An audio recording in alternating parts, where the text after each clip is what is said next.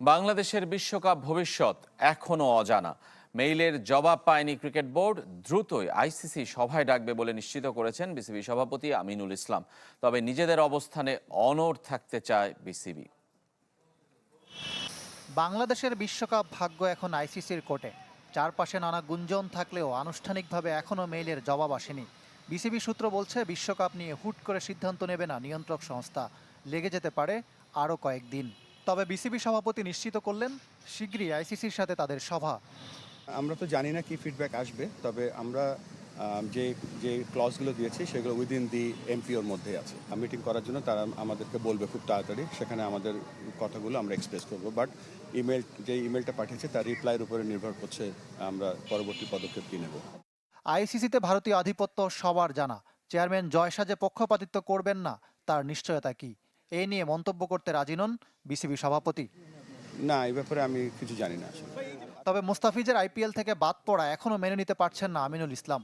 আর সহসভাপতি ফারুক আহমেদ ব্যাখ্যা দিলেন কেন ভারতীয় ক্রিকেট বোর্ডের সাথে যোগাযোগ করেনি বিসিবি।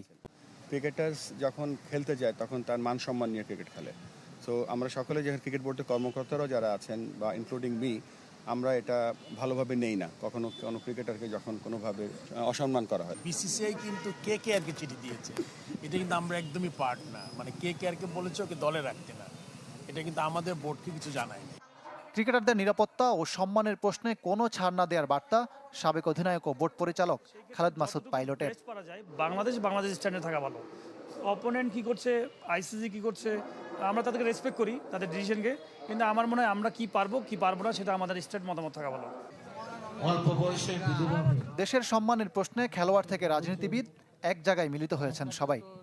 যেহেতু পাকিস্তান টিমও তো শ্রীলঙ্কায় খেলবে, তো আইসিসির কাছে যেহেতু জানানো হয়েছে সে তো হয়তো বিকল্প ভেন্যু তো অবশ্যই আছে। আমরা পার্শ্ববর্তী দেশগুলোকে যেই মেসেজ দিতে চাই যে আমরা সকলে ঐক্যবদ্ধ রয়েছি।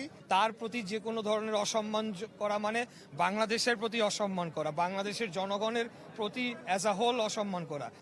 পরিস্থিতি বিবেচনায় ভারতের বাংলাদেশ সফরও অনিশ্চিত, যদিও আপাতত বিশ্বকাপ নিয়েই ভাবতে চায় বিসিবি।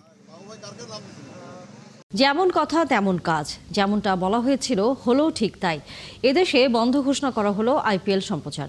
কোনো যৌক্তিক কারণ ছাড়া কলকাতা নাইট রাইডার্স থেকে মোস্তাফিজুর রহমানকে বাদ দেওয়ার প্রতিবাদে আইপিএল সম্প্রচার বন্ধের নির্দেশ দিয়েছে তথ্য ও সম্প্রচার মন্ত্রণালয়। প্রজ্ঞাপনে বলা হয়, পরবর্তী নির্দেশ না দেওয়া পর্যন্ত আইপিএলের সব ম্যাচ, অনুষ্ঠান ও সংশ্লিষ্ট প্রচার কার্যক্রম বন্ধ রাখতে হবে। দেশের সব টেলিভিশন চ্যানেল ও সংশ্লিষ্ট মাধ্যমকে এ বিষয়ে প্রয়োজনীয় ব্যবস্থা নিতে বলা হয়েছে। চিঠিতে আরও উল্লেখ করা হয়, কোনো যৌক্তিক কারণ ছাড়া বিসিসিআই এর এমন সিদ্ধান্ত বাংলাদেশের জনগণকে ব্যথিত, মর্মাহত ও ক্ষুব্ধ করেছে। গেল শনিবার বিসিসিআই এর নির্দেশে দল থেকে বাদ দেওয়া হয় বাংলাদেশের সুপারস্টার মোস্তাফিজুর রহমানকে। এরপরই যুব ও ক্রীড়া উপদেষ্টা জানায়, এদেশে চলবে না আইপিএল এর সম্প্রচার। সেই ঘোষণার একদিন পরে মন্ত্রণালয় থেকে জারি করা হলো প্রজ্ঞাপন।